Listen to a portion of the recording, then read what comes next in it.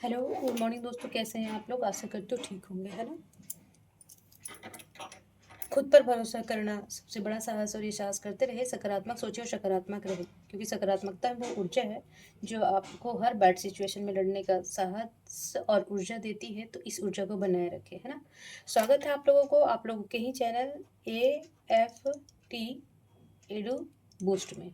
ठीक है, इस चैप्टर से जितना भी नॉलेज है उसे और बूस्ट करें, ताकि 14th और 15 JPSC जो भी आने वाला है, और JSSC हो गया, उत्पा सिपाही हो गया, तो इस चैप्टर से आने वाले क्वेश्चन को आप सॉल्व कर सके, है ना। तो जो भी हमारे व्यूअर फेसबुक और इंस्टाग्राम पे होंगे, मैं वहाँ क्लास डाल देती हूँ, वो हमारे यूट्यूब चैनल पे आए, सब्सक्राइब और बेल आइकन दबा दें, ताकि नेक्स्ट जो क्लास मैं डालूंगी वो आपको समय से मिल सके, है ना। तो कंटिन्यू क्लास में, अच्छा तीसरा क्लास है एसपीटी एक्ट का।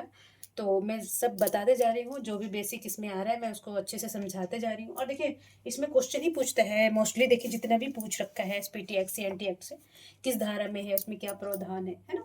तो जब हम इसको 2-4 बार पढ़ते जाएंगे ना, तो देखिए एक एक बार में याद होने वाली चीज़ नहीं है। तो इसको हम जैसे अच्छे से पढ़ते जाएंगे वो याद होता जाएगा, है ना। तो चलिए, आज मैं 40 तक करवा दी हूँ। आज तीसरा क्लास है, तो 41 क्वेश्चन है। उसमें क्या बोल रहा है कि संथाल परगना काश्तकारी अधिनियम 1949 में रैयती जोत की कतिपय हस्तांतरण का निबंधन किस धारा में है ना। तो बोलता है कि ये जो सारा प्रोसेस है वो किस धारा में है। तो ये धारा 24 में है। किस में है? धारा 24 में। रैयत क्या करता है? जो रैयती जोत होता है उसका हस्तांतरण का निबंधन किस धारा के अंतर्गत है? जो 24 के अंदर। अच्छा, जैसे मान लीजिए कोई रैयत है ना, उसके पास ये रैयती भूमि है। उसका कोई भी खंड, मान लीजिए इस खंड को या कोई भी खंड को, अगर वो बिक्री करना चाहे, किसी भूखंड को बिक्री दे, दान दे, वसीयत बनाए, है ना, किसी के नाम पे वसीयत बनाए, या फिर उसे बदलने की प्रक्रिया करे, तो वो भूमि का हस्तांतरण के द्वारा किया जाएगा। और उसके उत्तराधिकारी हस्तांतरित भूमि को गांव के जमींदार के यहाँ निबंधन करा सकता है।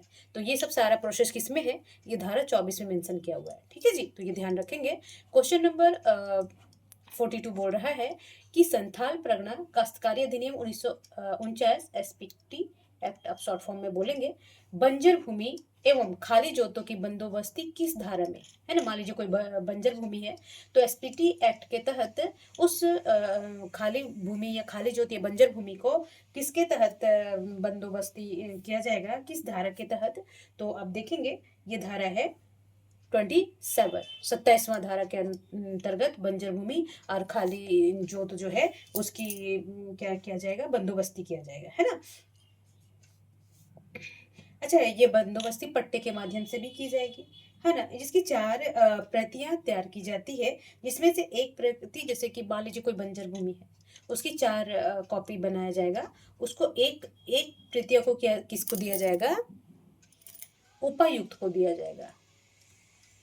ठीक है, 4 प्रतियां बनाएगा इसका। ठीक है जी। और एक प्रत्यय उपायुक्त को, दूसरा प्रत्यय किसको देगा? वो उसको रैयत को, है ना, एक रैयत को देगा, दूसरा, तीसरा देगा भूस्वामी को,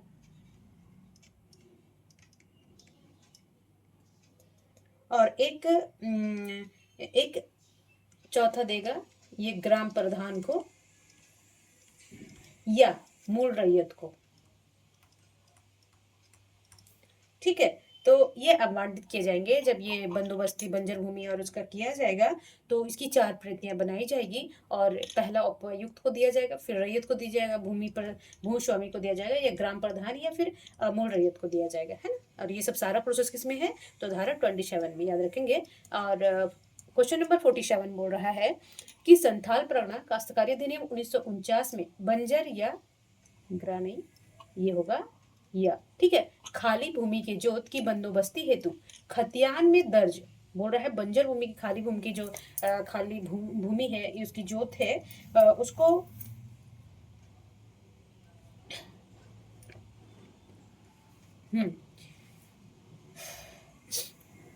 खतियान बंदोबस्ती हेतु खतियान में दर्ज सिद्धांतों के अलावे निम्नलिखित तथ्यों पर ध्यान दिया जाएगा।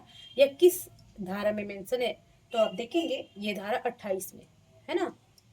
किसमें है? 28 में। ठीक है जी। अच्छा, तो इसमें क्या बोला गया है कि इसका जो भूमि का जो आवंटन है, रैयत की आवश्यकता रैयत द्वारा भूमि का आबाद करने की क्षमता के अनुसार ना, जैसे कि मान लीजिए कोई भूमि है तो इसकी क्षमता के अनुसार इसका बंदोबस्त किया जाएगा ना।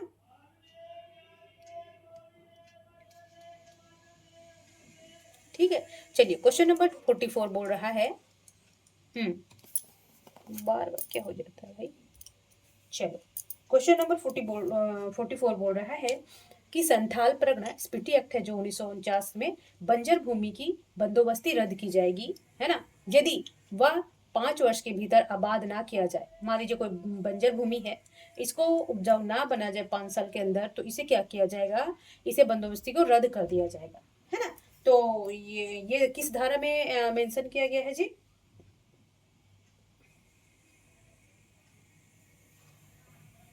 हम्म 44 से काश्तकारी प्रयोग बंजर भूमि को मूल रैयत द्वारा खाली की बंदोबस्त अधिकार नहीं है। नहीं, माफ करेंगे, थोड़ा सा 1 मिनट। बंदोबस्ती के उद्देश्य रखते बंदोबस्ती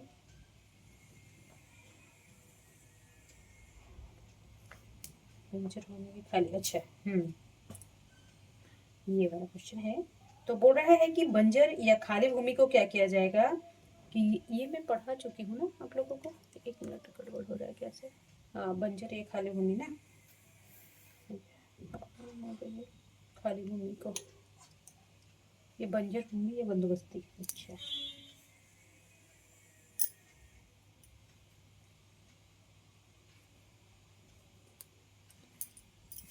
क्वेश्चन नंबर 44।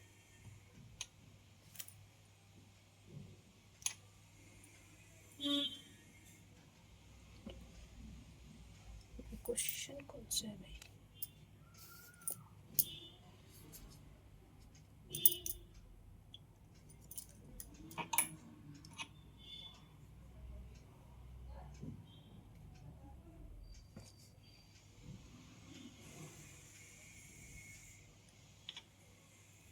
इसको भी ना रहने दीजिए, बाद में हम समझा देंगे, ठीक है।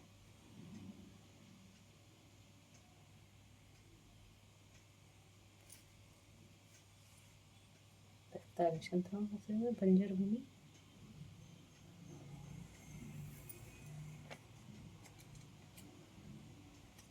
बंदोबस्ती बंदोबस्ती।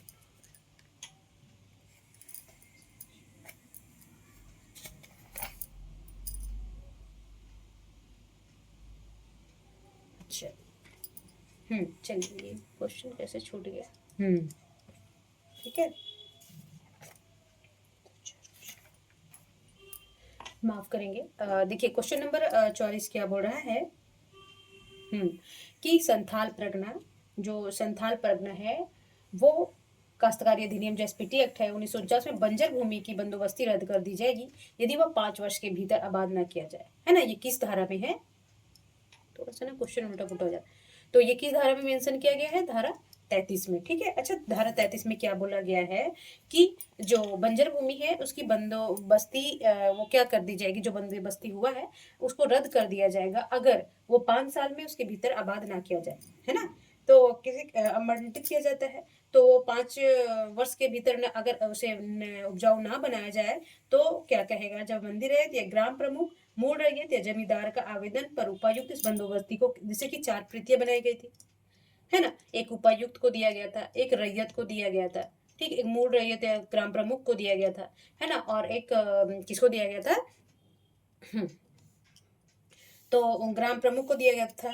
तो बोलता है कि अगर ये 5 साल में आबाद ना किया जाए तो उपायुक्त बंदोबस्ती को क्या कर सकते हैं, रद्द कर देगा, है ना। और ये पुनः बंदोबस्ती क्या करेगा, इस भूमि को पुनः बंदोबस्ती कर देगा। तो ये धारा किसमें मेंशन है? धारा 33 में। ठीक है। चलिए क्वेश्चन नंबर 45 बोल रहा है कि संथाल परगना, है ना, संथाल परगना 1949 में उपायुक्त द्वारा बंजर भूमि को जाहिर थान, शमशान कब्रिस्तान, जहर थान भी बोलते हैं, और के लिए अलग करना किस धारा में है ना। जो बंजर भूमि है, मान लीजिए किसी जगह पे एसपीटी एक्ट के तहत, मान लीजिए कोई गांव, ये गांव है, उसी कोई एरिया ना क्या है, बंजर है, तो उसके इसको ना कब्रिस्तान के रूप में यूज करने के लिए, है ना, और शमशान के रूप में यूज करने के लिए एक अलग भूमि बनाया जाएगा, तो ये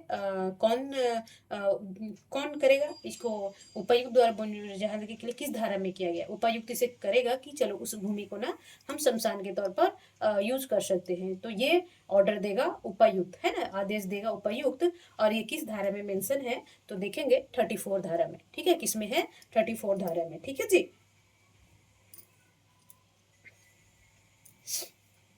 और इसी को शक्ति है कि कोई भी जो रैयत की कोई भी खंड है जो बंजर है ना, जो भूमि बंजर है उसको कब्रिस्तान के रूप में उपयोग करो तुम लोग, तो ये उपायुक्त करेंगे, उसके अलावा कोई नहीं कर सकता, ठीक है। चलिए क्वेश्चन नंबर 46 बोल रहा है कि संथाल परगना में, है ना, बोलता है कि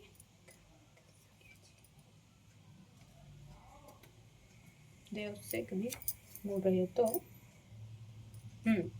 बोलता है कि संथाल परगना में जो एसपीटी एक्ट है 1949 में दो या उससे अधिक ग्राम प्रधान या सह मूल रैयतों या भूस्वामियों को संयुक्त रूप से बंदोबस्ती करना किस धारा में है ना? भूस्वामी संयुक्त रूप से बंदोबस्ती करना किस धारा में है? तो ये देखेंगे, ये धारा 31 में ये सब सारा मेंशन है कि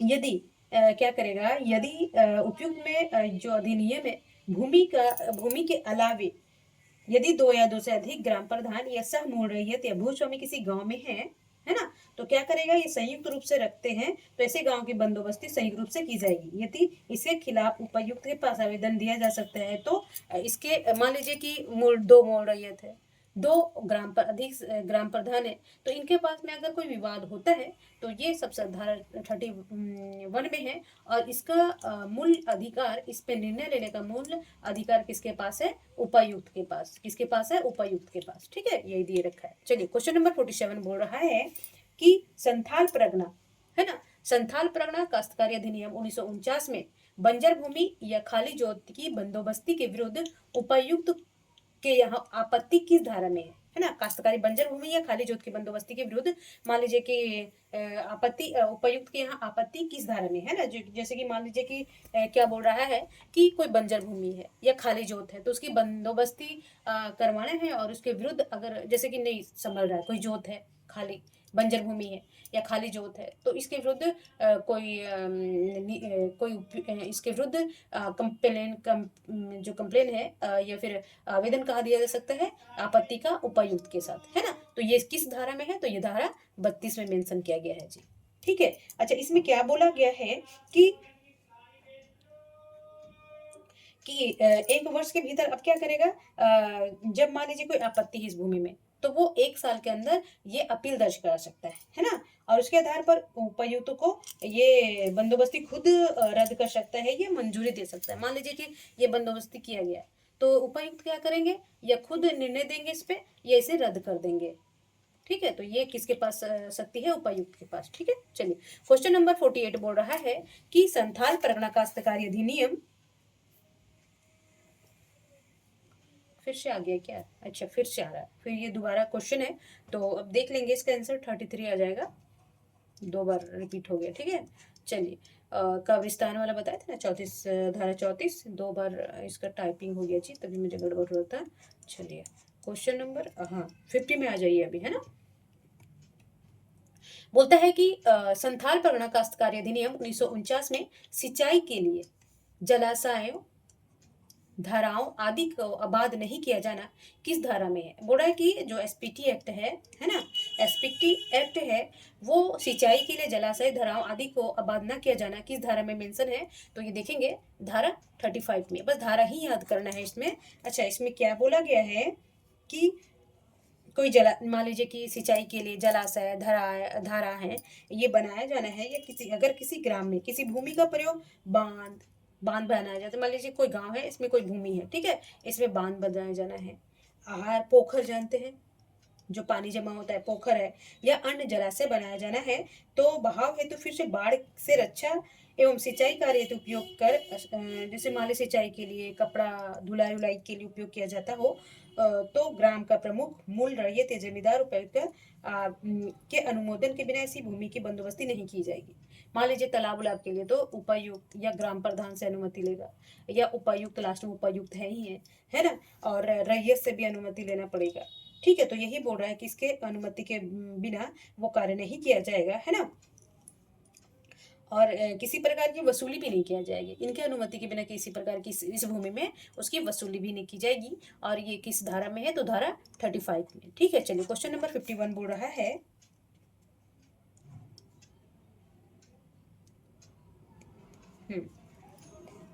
कि संथाल परगना काश्तकारी अधिनियम 1949 में रैयत को मवेशी चराने का अधिकार किस धारा में है ना। जैसे कि रैयत है तो उसमें मवेशी जो चराएगा, यह मेंशन किस धारा में है, तो देखेंगे 37 में। किस धारा में है, 37 में। ठीक है,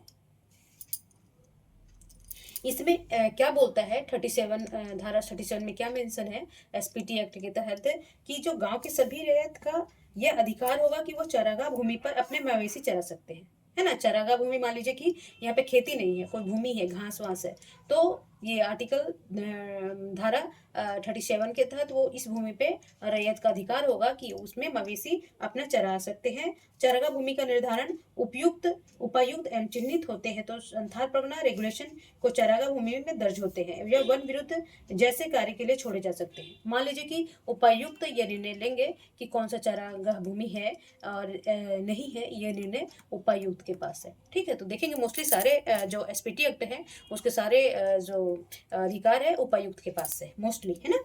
चलिए क्वेश्चन नंबर 52 बोल रहा है कि संथाल परगना काश्तकारी अधिनियम 1949 में चारागाह भूमि की रक्षा एवं निर्माण की प्रक्रिया, है ना, कि जो चारागाह भूमि है एसपीटी एक्ट के तहत उसकी रक्षा और निर्माण की प्रक्रिया किसके पास है, तो किस आर्टिकल के तहत ये किया गया है, तो ये माफ करेंगे आर्टिकल धारा 38 के तहत, है ना। बोल रहा है कि अगर किसी गांव में कुल गोचर या चारागाह भूमि का कुल रकबा 5% से कम हो तो क्या होता है, उपायुक्त ग्राम पंचायत रैयत सहमति गांव की बंजर खाली भूमि चारागाह को ये तो छोड़ सकता है। अगर मान लीजिए कोई भूमि है ना, सॉरी कोई गांव है, तो यहाँ पे क्या है टोटल का 5% से भी कम चारागाह है, तो मान लीजिए ये यहाँ के मवेशी कहाँ जाएंगे, तो ये इस भूमि में एक और चारागाह भूमि बनाने के लिए उपायुक्त से निर्णय लेके ग्राम प्रमुख मूल रैयत से इस भूमि को छोड़ा जाएगा चारागाह हेतु। और ये किस धारा में मेंशन है, तो ये धारा 38 में मेंशन है। ठीक है, बस धारा याद रखना है कि किस में क्या, कितना क्वेश्चन है जी, अभी तो है ना, चलिए कोई नहीं, हो जाएगा। Question number 53। ठीक है, 53 क्या बोल रहा है कि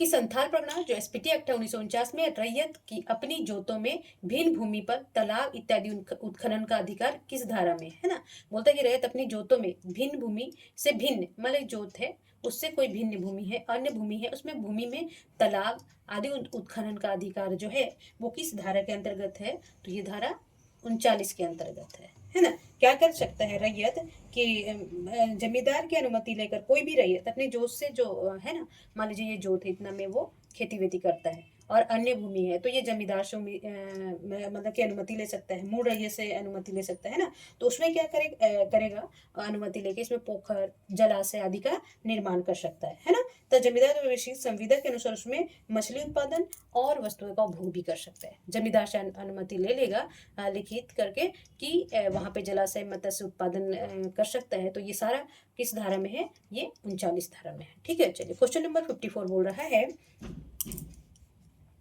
कि संथाल परगना काश्तकारी अधिनियम 1949 में खास तालाब में रैयत की मछली पालन अधिकार में भूस्वामी का हस्तक्षेप नहीं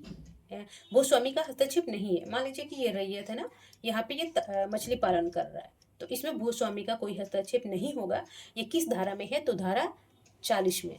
ठीक है, इसमें क्या बोला गया है कि मान लीजिए कि जो खास तालाब में रैयत के मछली पालन का अधिकार भूस्वामी का हस्तक्षेप नहीं होगा, ये धारा किसमें बोला गया है, 40 में। ठीक है, ऐसा मेंशन है कि अगर किसी व्यक्ति को पोखर या जलाशय मछली मारने का अधिकार है तो जमींदार भूस्वामी या मूल रैयत उसे मना नहीं करेंगे, है ना। क्या करेंगे कि मान लीजिए ये रैयत है, खेती वेती करता है, यहाँ पे तालाब बना दिया और मछली पाल रहा है।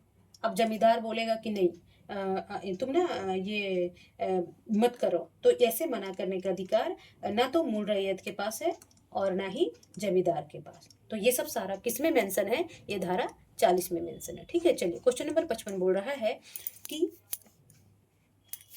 हम्म कि संथाल परगना जो एसपीटी एक्ट है 1949 में पहाड़िया ग्राम की भूमि भूमि गैर पहाड़ियों को आवंटित नहीं किया जाएगा, किस धारा में है ना। जो पहाड़िया ग्राम की भूमि है वो गैर पहाड़िया जो जनजातियां हैं वो पाई जाती हैं संथाल परगना में। अब देखेंगे ये हमारा प्यारा झारखंड है और ये संथाल परगना है, तो यहाँ पे पहाड़ियाँ और सौर पहाड़ियाँ सब पाई जाती है। तो बोलते पहाड़िया ग्राम की भूमि गैर पहाड़ियों में आवंटित नहीं किया जाएगा, है ना। तो ये किस धारा में मेंशन है, तो ये धारा 41 में मेंशन है। इसमें मेंशन है 41 में, है ना। तो पहाड़ी गांव में खाली होल्डिंग या बंजर भूमि को गैर पहाड़ी व्यक्ति के साथ बंदोबस्त नहीं किया जा सकता। पहाड़िया गांव का निर्धारण आयुक्त द्वारा किया जाता है ना। जैसे पहाड़ी गांव को कौन निर्धारण करेगा कि ये पहाड़िया गांव है, तो ये आयुक्त, वहां के आयुक्त होंगे, वही निर्णय करेंगे, है ना, कि पहाड़िया गांव कौन सा है। ठीक है जी, ये ध्यान रखेंगे। अब क्वेश्चन नंबर 50, देखिए इंटरेस्टिंग तो नहीं है बट इंटरेस्ट लेके पढ़ना पड़ेगा और आपको याद भी करना पड़ेगा ना। मछली वाला किसमें है, कौन बंजर भूमि को उपजाऊ बनाने में किस धारा में है। जब हम 3-4 बार पढ़ते जाएंगे, देखिए सारा धारा पूछ रखा है, मैं खुद से क्वेश्चन नहीं बनाई हूँ, जो आया हुआ है ना जेपीएससी में, मैं वही सब बता रही हूँ, है ना। तो ये नहीं कि मिस अपने से धारा धारा उठा उठा के दे दी है, तो ऐसा कुछ नहीं है जी। ठीक है, चलिए क्वेश्चन नंबर 56 बोल रहा है कि संथाल परगना काश्तकारी अधिनियम 1949 में उस व्यक्ति को बेदखल करना जो कृषि भूमि के अनधिकार दखल में है हो। बोल जो एसपीटी एक्ट है ना, उस व्यक्ति को बेदखल करना जो कृषि भूमि के अनधिकार दखल में हो, किस धारा में है ना, भूमि कृषि भूमि का अनधिकार में हो, तो वो किस धारा में मेंशन किया गया है, तो ये किया गया है धारा 42 में।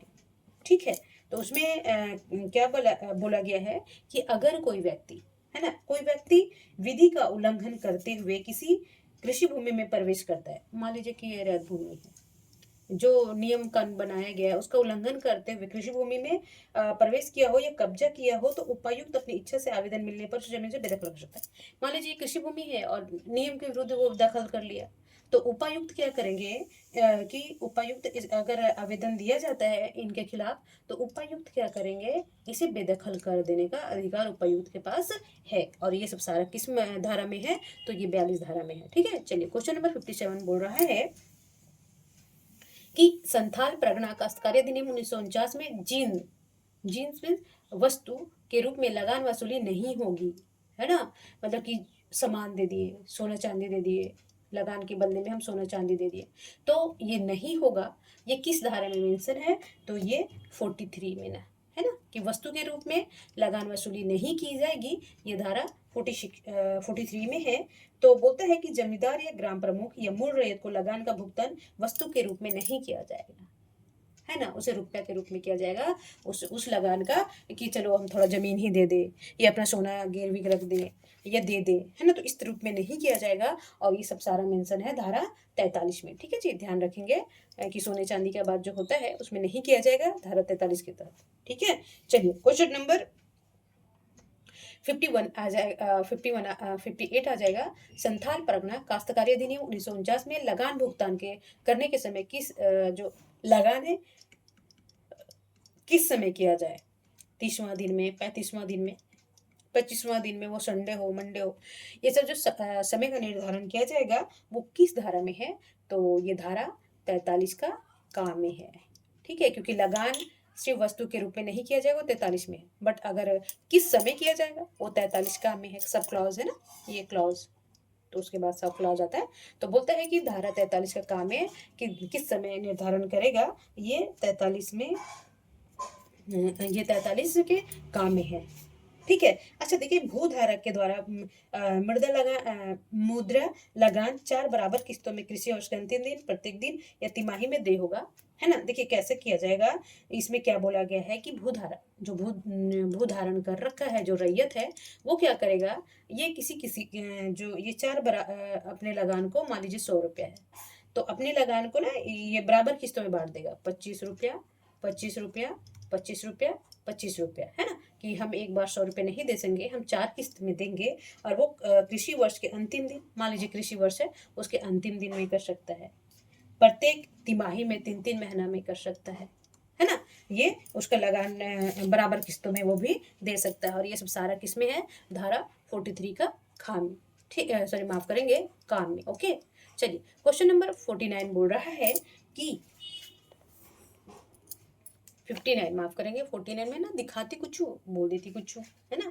तो अब देख लेंगे, हमें लिखा रहता है, कभी कभी क्या होता है बोलते बोलते ना इसकी मतलब कि ध्यान रहता है। चलिए क्वेश्चन नंबर 59 बोल रहा है, संथाल परगना एसपीटी एक्ट 1949 में जमींदार या मूल रैयत के हित में हस्तांतरण होने पर लगान का भुगतान की वापसी ना होना किस धारा में। बोल रहा है कि जमींदार या मूल रैयत के हित का हस्तांतरण होने पर लगान का भुगतान वापसी ना होना किस धारा में मेंशन है। तो ये मेंशन है जी 44, धारा 44 में, ठीक है। तो बोलता है कि इसमें क्या बोलता है कि 44 में कि किसी जमींदार या मूल रैयत का हित हस्तांतरण में कोई रैयत ग्राम प्रमुख या मूल रैयत हस्तांतरण के बाद दे और उनका हित हस्तांतरित हो तो ऐसे भूस्वामी या मूल रैयत को सद्भाव के दिए गए लगान के लिए दायी नहीं होगा जब तक हस्तांतरित लगान देने के पहले हस्तांतरण नोटिस रैयत या ग्राम प्रधान के मूल रैयत से ना किया जाए, है ना। तो ये किसमें है, 44 में। चलिए आज का लास्ट क्वेश्चन है कि 60वां है, संथाल परगना एसपीटी एक्ट 1949 में डाक मनी ऑर्डर के द्वारा लगान भुगतान किया जाएगा। मान लीजिए कि रैयत है और ये मूल रैयत है या फिर जमींदार है, ये काफ़ी दूर है।